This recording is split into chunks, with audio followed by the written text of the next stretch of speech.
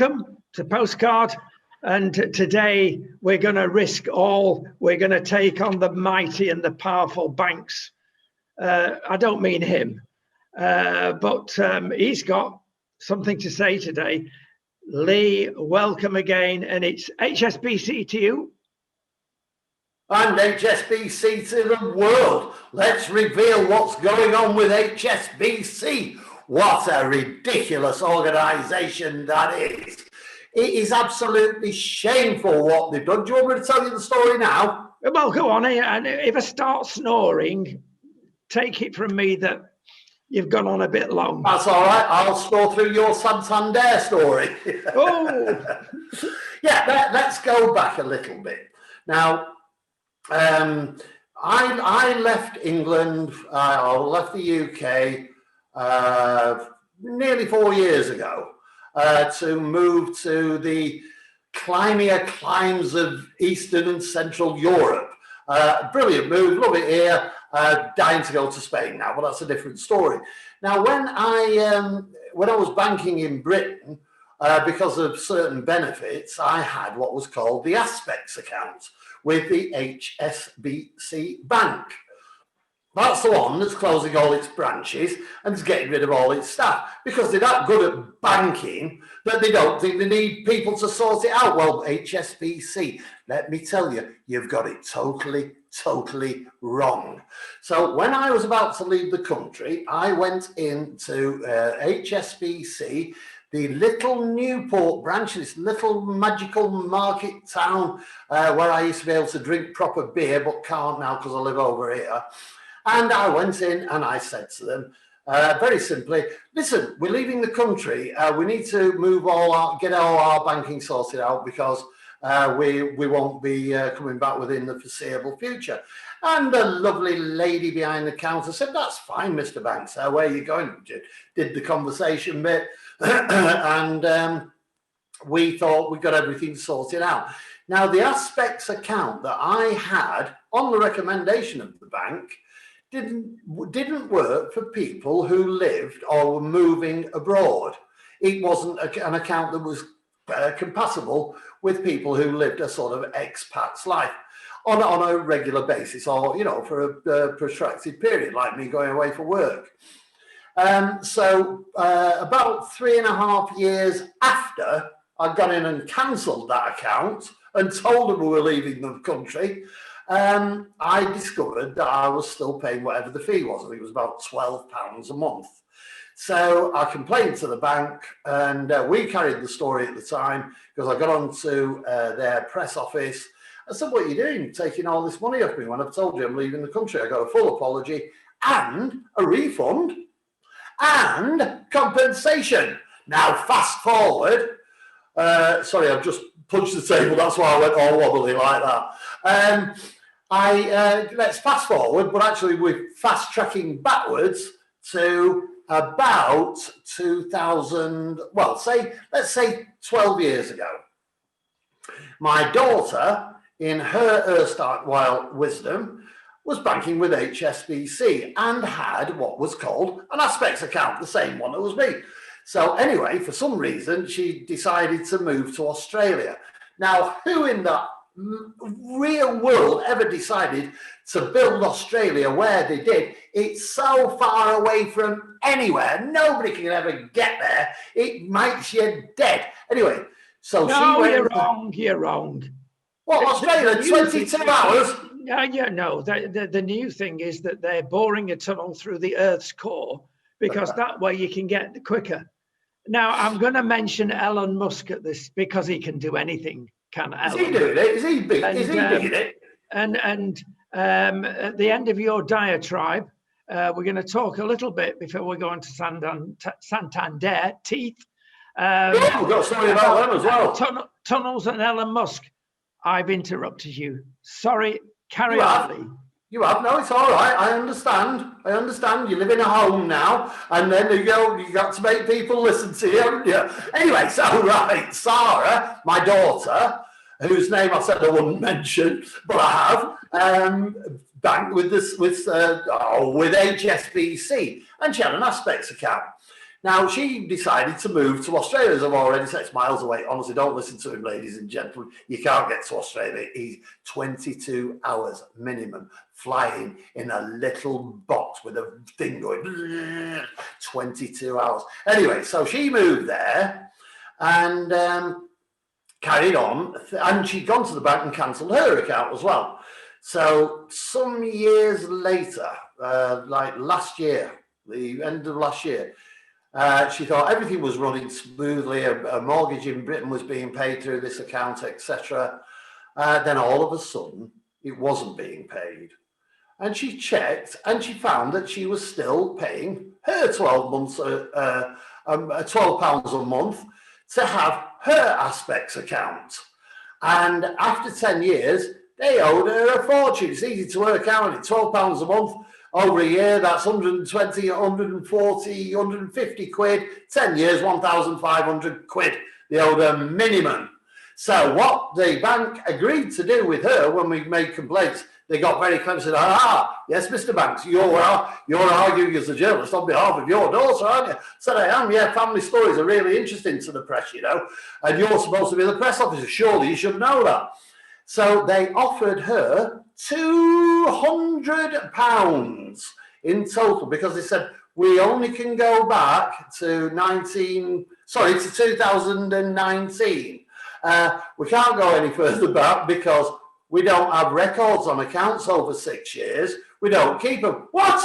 Did you hear that? HSBC claimed they do not have records of accounts that go back more than 6 years. What a load of rubbish.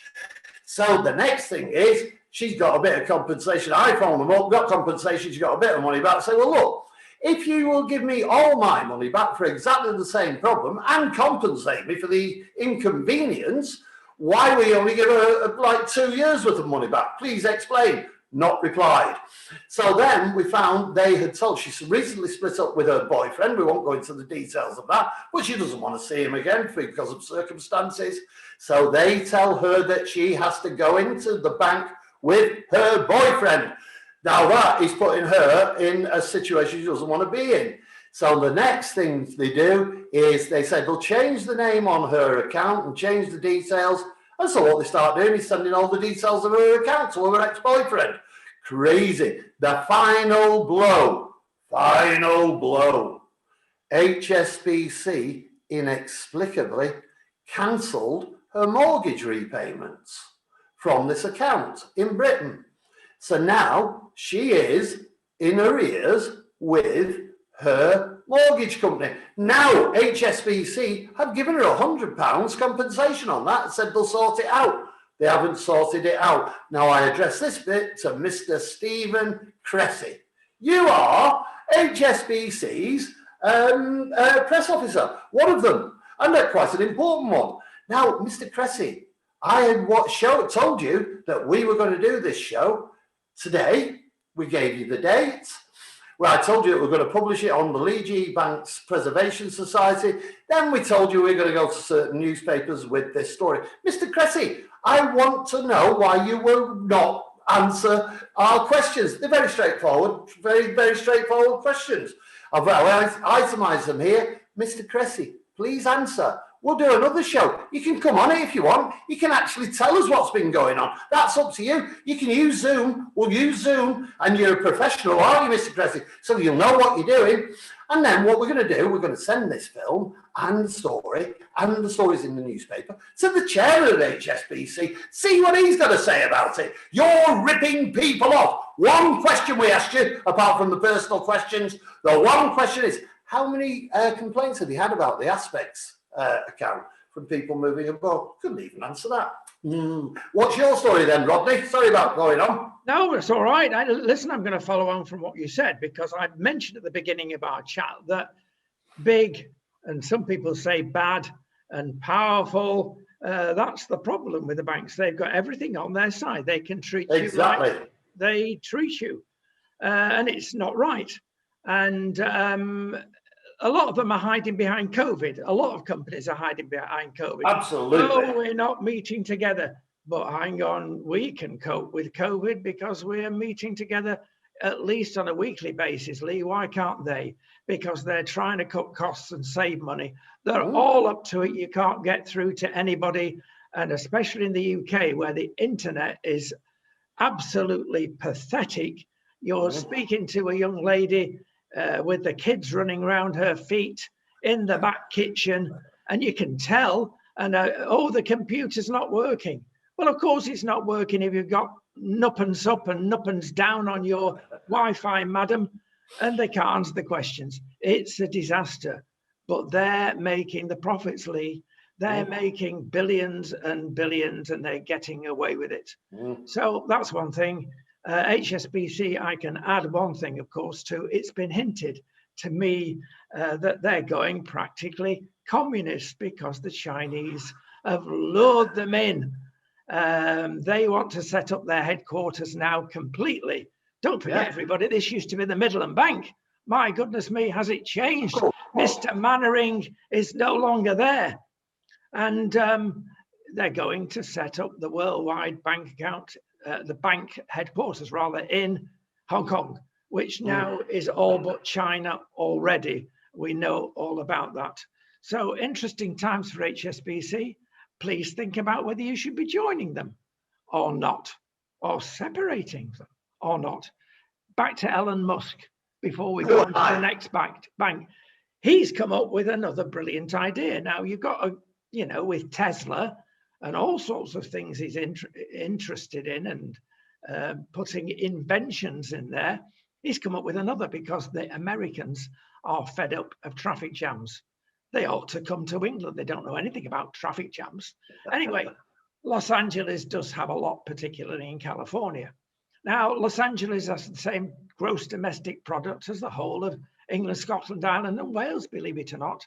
It's a big place, a lot of people, a lot of wealth there. But when you want to get from one side of the city to another, it can take you every bit of 2 hours. So people are saying, oh, let's have a railway, let's have an overground pass, bridge, or whatever. Let's go by boat. What? But he's come up with a solution. And it's cheap, comparatively. Build a tunnel. Well, blooming heck, look at the tunnels they build in Europe. Now, it's not a question of building a tunnel. A tunnel has got to be big, wide, and deep, because not only have you got to have one tunnel for going one way, another tunnel for going the other way, you have to have one in the middle as a service tunnel, as a safety tunnel. Yeah. That's one reason that when you see these magnificent tunneling machines that cost a fortune, billions and billions of pounds going on this, it goes about, no, I'm exaggerating, but it's several feet a day. It doesn't go badumph. But his tunnel goes badumph because he's come up with this brilliant solution. He's got it all on video, whereby you drive your car to a reception area which is individual, and it places you on like they have in garages when you go up a ramp and they lift the car up there. It's like that, and then suddenly it descends to a fast speedway, but individually. You're sat there doing nothing.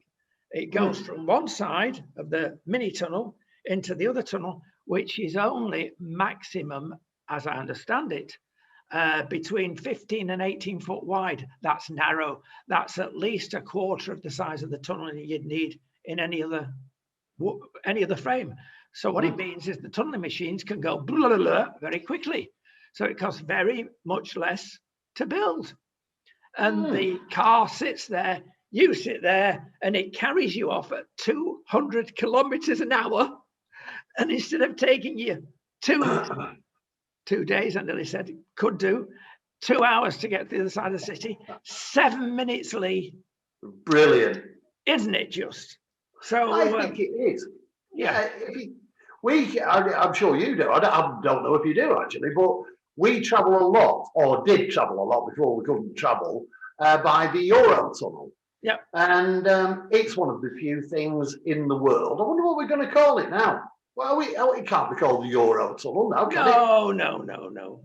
Yeah, but it's brilliant, absolutely brilliant. It's a dirty, scruffy old train, it looks like, and you go down this pothole in the ground. And but actually, the service is incredible. There's a little Frenchman goes, oh, like that, and then the next one goes, stop, like that. And that's brilliant. And you sit there in your car, and like you say, you could go across the channel in what, less than 15 minutes, I think. It's absolutely amazing. Well done, Mr. Musk. I like Mr. Musk. Well, People say he's round the bend. I don't think he is. Well, he is a bit. He is. He's very rich, so I wish I was round the bend. It takes 35 minutes, Leigh. Is it 35 minutes? When we go there. And you only drive slow. Probably. And we've had some experiences on the tunnel, but we always go for the tunnel, even though we're great yachties and we're used to going up and down in a boat. With your car? You took your car on your yacht? No. Well, even in the big boats, of course, they do go up and down. Don't let them tell. I remember one incident, quick anecdote, of going on a boat at 11 o'clock at night with a long caravan. I mean, it was like Billy Smart's circus. We were overall about 60 feet with this great big trailer where we pulled it. It was a big one, big family, big trailer. And they said, "You're not going on the boat tonight, are you?" And I said, "Yes." "Why?" "Well, it's going to be a force 9, which can be a bit exciting." I said, "Well, that's all right. We're used to it, going out in stupid weather." But we didn't recognize the fact that caravans, especially, do jump around a bit on a boat. They strapped us down. To cut a long story short, we panicked when we drove off the boat, not on, because this big master came to us. And I say a master, I don't know whether he was master of the vessel. He had a uniform on. "Stop." And I thought, what have we done? Well, in the excitement and with the sea being so rough, we'd lost the skylight in the caravan, which was very nice. He handed us back. And so it's quicker. It's not cheaper going on the tunnel, but when it saves you quite a lot of time. It's the time, yeah. It's the time. And it's also, I am the world's worst sailor. I had to, when I went to Ireland, Northern Ireland, when I was working out there on the very first trip of hydrofoil. And it was one of its brags was that you didn't get ill. By George, I proved that wrong. Honestly. Yeah, I get seasick in the bath, I tell you. Oh, my goodness me. Well, the other trip that we infinitely remember, and this was some time ago, it's when they had the big hovercraft going from Calais over the pond, the mini pond to France. Yeah. We got on the last one before the French decided they didn't want to play anymore. We ever heard that before? And it was on a French hovercraft, which had a big aerofoil to keep it down at the back.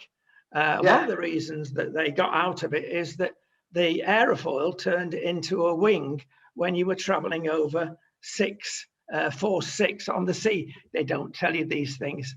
And we went over on that. I'll tell you what, Leigh, it was, like you say, a little exciting. We told all the kids, don't move, sit in your seat. We quite enjoyed it, actually, to be truthful.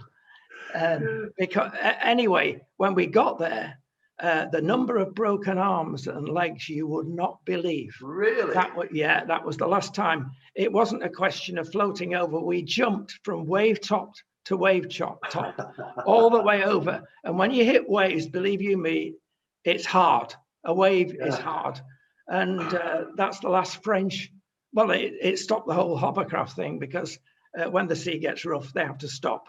We're quickly moving on to Santander. Bless them. Santander, eh? Yeah. No, we bank with Santander. Yeah.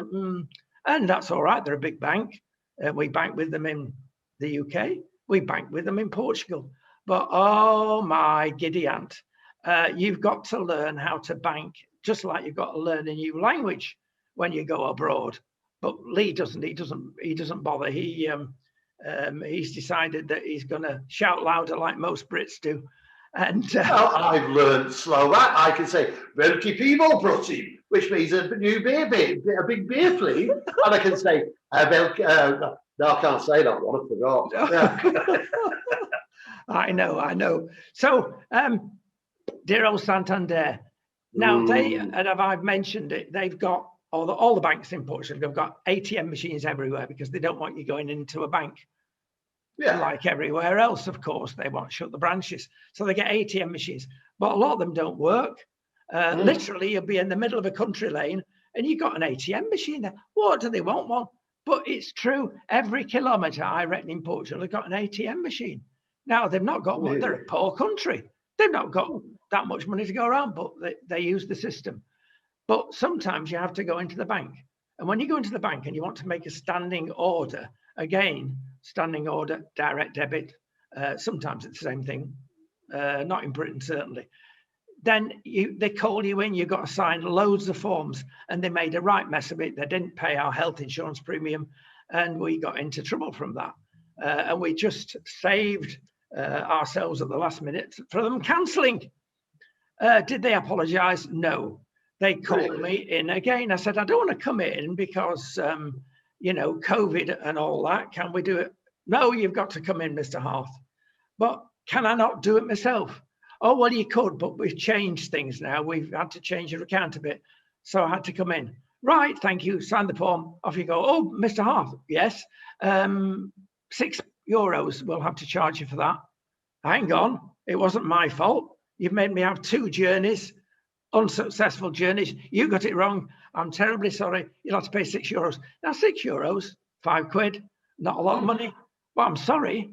That is wrongly. they will impose, and it's not just Santander, little things like that. And and if you look at your accounts, especially in Spain and Portugal, every month there goes out bank charges, whether you've got £1 million in or one, and it mounts up. They're making a fortune. But what can we do about it? We're only little people. Well, we can give them a bit of publicity, of course. Absolutely. Let me tell you a very brief story about Santander, which happened again to this family called Banks. The erstwhile Andrea, sadly her mother died, and Andrea was bequeathed her house. However, Andrea had been paying the mortgage on the house because, to help her mother out for a number of years. And when push came to shove, she contacted Santander and said, how much is owed on this mortgage? Because I'd like to pay it off. It was only about a few £100. And this is what Santander did and said. They said, I'm sorry, that's private information. That's personal. We cannot divulge this to you. Said, I've been paying the mortgage to you for X number of years. They said, well, I'm sorry, the account isn't in your name. We cannot divulge this information. She said, well, what do I do? She said, what you'll have to do is carry on paying that mortgage.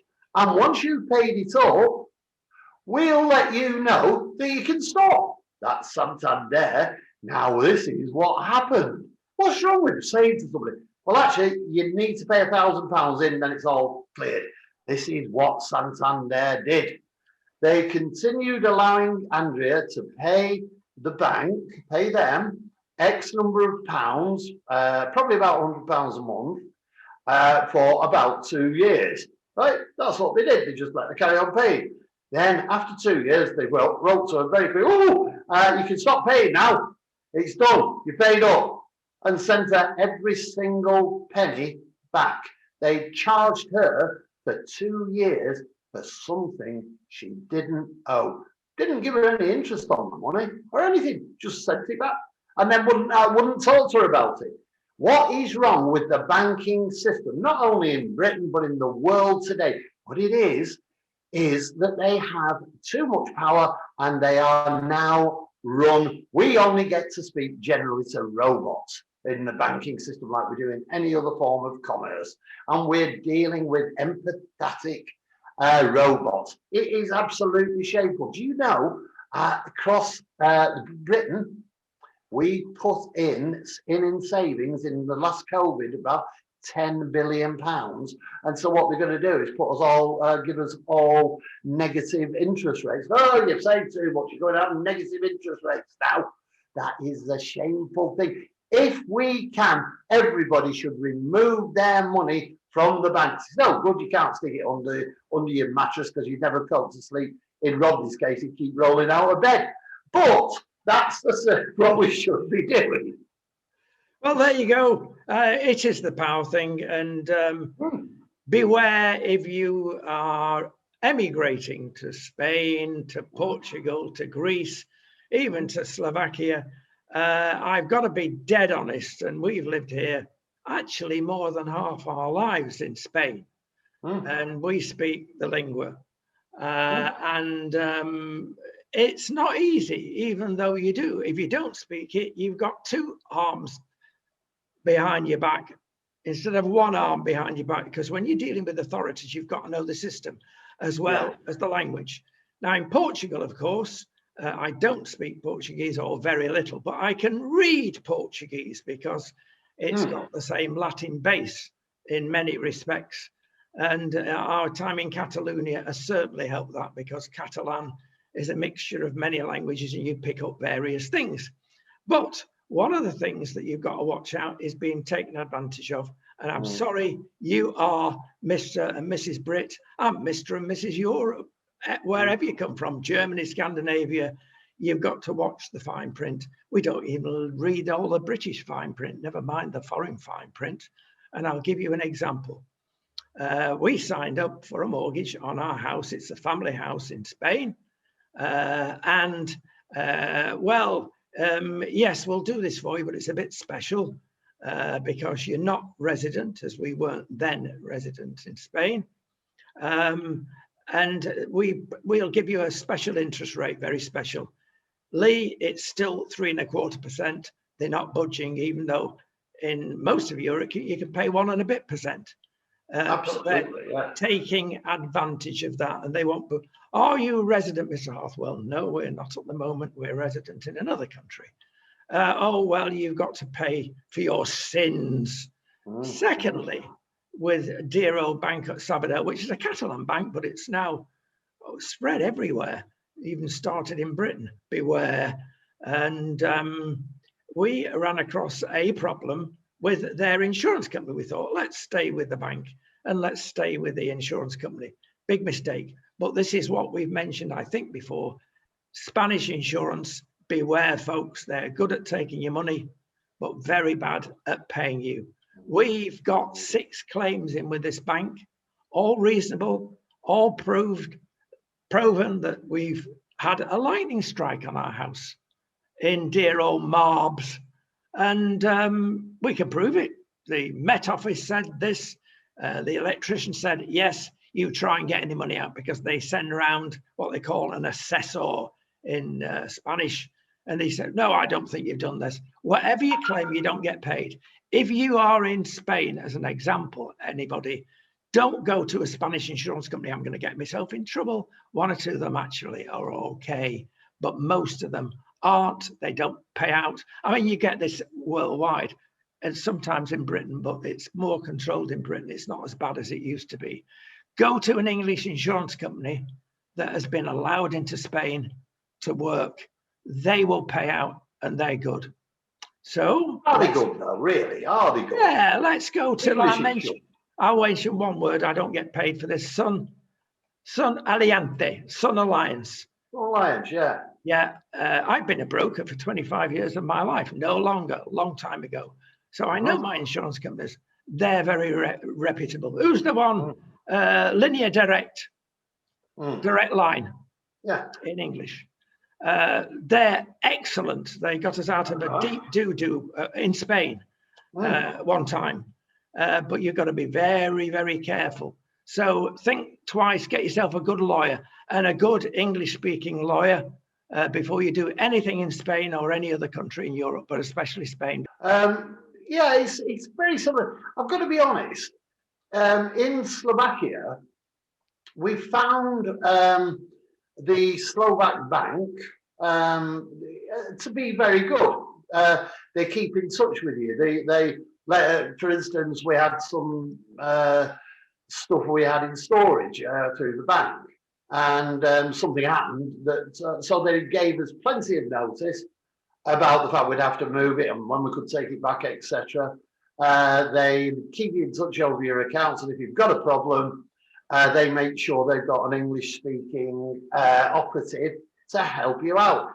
insurance-wise, I'm ashamed of myself. I think I said this last week. We've not really been very good at learning the Slovak language. We can get by. We can understand more than we can say. But when we need to deal with things like we have through one of the story we're working on, we have to deal with the police or somebody like that. We take an interpreter with us.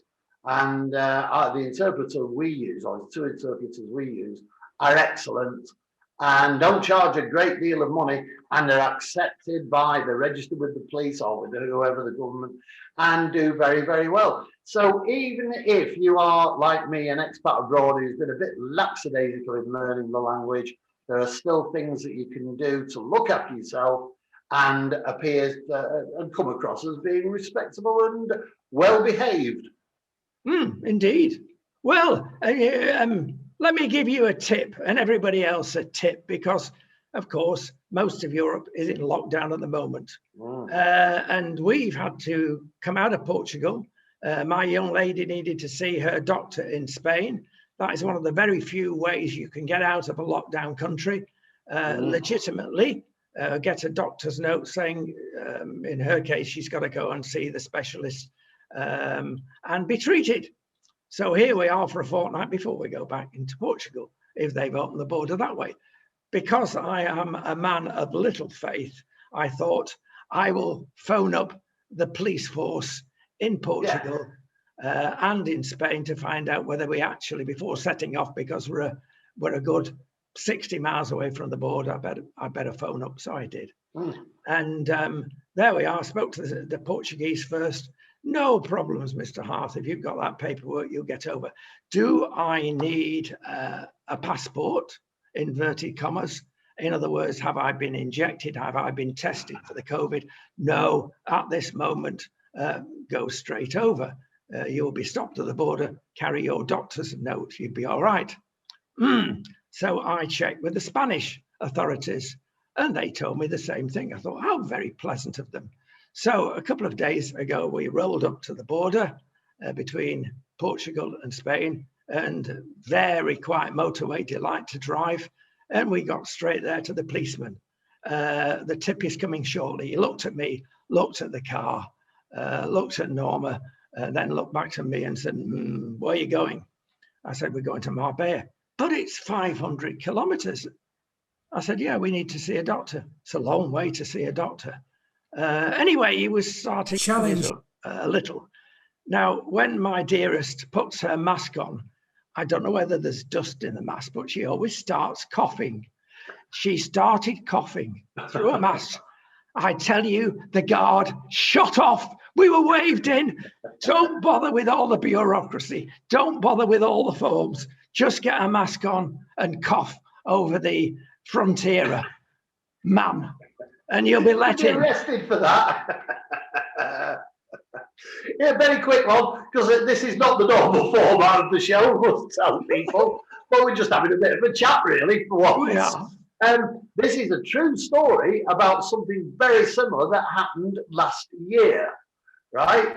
Now, I had to go back to Britain for various reasons, and I had a bit of a problem with this shoulder here. It was nothing dangerous, but I made an appointment with my doctor in Britain. Right now, the appointment system with British doctors is quite strenuous, as you know. They give you like 3 minutes, unless you're really ill, then they give you 5 minutes. And so we said, well, look, we're flying into Britain. We've got to land at Luton, and then we've got to drive from Luton for 200 miles to reach your surgery. So we might be a bit late. Is that okay? They said, well, we'd rather you weren't. I said, well, we'll just explain. We're traveling 2,000 miles to get to see your doctor, our doctor, at a certain time. And so she was fairly non-committal. Now, what we did the journey. And you know what? We were 10 minutes late. 10 minutes late for our appointment. They wouldn't see me. They wouldn't see me because I was 10 minutes late for my appointment. I'm not naming the doctor, but yeah, people who know me, who live in that area, might know who I mean. is disgusting, absolutely shameful.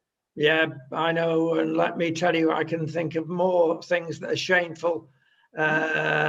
Emmanuel Macron and Angela Merkel. Now, if you just heard the name Angela, you think, oh, she, Oh, Murky Merkel. Oh, my goodness me.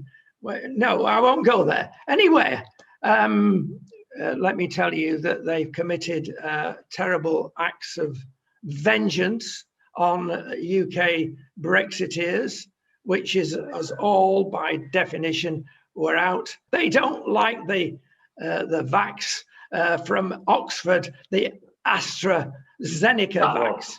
Yes, that one. And I'm sorry, they've been proved wrong. They both decided eventually that they would take the AstraZeneca thing, even though Angela is now 66 and over the limit with German law. But I'm sorry, it's too late. Most Germans are not accepting it. In other words, and the French even more so, in other words, there will be thousands potentially of people not getting the vaccine, dying. How can you live with that, Mr. and Mrs. Politician? 2% of your inmates in your country have got the vaccine. Why inmates? I mean population. I'm sorry. A lot of our inmates now. Yeah, and we've mentioned. Yeah, well, we all feel that way. But there again, look at that. Politics again. They can kill people and will kill people with what they've done. Where can we go? Again, it's back to the same thing, Leigh. It's power. Power, absolutely. And Mrs. Merkel and Mr. Macron did something, particularly Mr. Macron, did something despicable. He politically lambasted the vaccinations for nothing else other than political gain. Then he came back and now he's trying to explain, say, yeah, no, it's all right now. It's since I had a go and said it was rubbish, they mended it and it's fine, you can have it now. Yeah, the damage he's done and the way Europe is trying to roll out the vaccines is just astronomically stupid. And Mrs. Merkel, it's terrible. In Slovakia, again, let's have a look at Slovakia. Slovakia was doing incredibly well right at the beginning of this. We on the Legion Banks Preservation Society were extolling the virtues of how things were going. And things do seem to be picking up a bit now. But we were having a chat with a friend of ours who lives just around the corner. She's in her sort of very early 40s. And she said she's actually in or allied to the medical profession as well. She's not a doctor, but she has a big connection with the medical authority. She said, I don't think quite genuinely that I am going to get my vaccinations in Slovakia till November. Oh, my goodness me. Well, it's bad in most of Europe. I mean, as we mentioned last week, we've got to wait till May. By that time, as again we mentioned, the seasonality of the situation will have reduced it more than perhaps confining ourselves to home. So it's not been well managed, Leigh, and a lot of people are now saying, can we not go bankrupt as a country? Can we get back to normality? But we don't want the new normality. That's become a fashionable phrase, hasn't it? The new normal. No, I don't want the new normal. I want the old normal. There's enough new normals around that are very bad. I couldn't agree more. You see, what we're trying to find out is we're eligible for the vaccine in Britain. I'm sure there are ways we can get back to Britain, and we're not actually on the red list out here, on Britain's red list. So there are ways and means that we could do this, but it's expensive. Every time we go back to Britain, it costs us £1,000. Surely there is some kind of agreement we could make in a time of crisis. It doesn't matter we've just done Brexit. This is a time of crisis. It's as bad in its own way as a world war. In some ways, it's worse. And surely there is some reciprocal arrangement that can be made for isolated cases like you out in Portugal, us here, where we could have a jab based on what's happening in our own country. Leigh, forget it. It's not going to happen. They're out to get us. You've got to reach this conclusion. As an example, Iceland are very well represented in Spain and now Portugal. They're opening shops everywhere. They are putting on their shelves other Tesco products, Waitrose products, Co-op products, as well as their own. But we've just come out of an Iceland shop here, and they've not got the stock that they should be having. Loads of stuff is not available. I'm afraid this is deliberately from the EU. They're not helping us. Oh, but we need an extra piece of paper. No, you don't. Let's live together in peace. You're not causing that. Yeah. What happened in Gibraltar? Now, the RAF flew jabs into Gibraltar. That's true. Now, I'm not sure of the facts on that, but the English people out in Gibraltar, expats just the same as me and you, actually had jabs delivered from Britain. That was because it was seen as a well, that was true of the normal flu jab, which you couldn't get unless you were resident in Spain. Then certain doctors with good connections nipped into Gibraltar and got the flu jab back. That is not likely to happen, I'm afraid, for the expatriates with the COVID jab. Lots is happening, Leigh. Leigh, we were only going to talk about banks, but I'm going to talk about one thing more before we have our proper postcard shortly. And that is Cristiano Ronaldo. Now, I love you. I know you love football. And Cristiano, of course, now is king of Turin Football Club.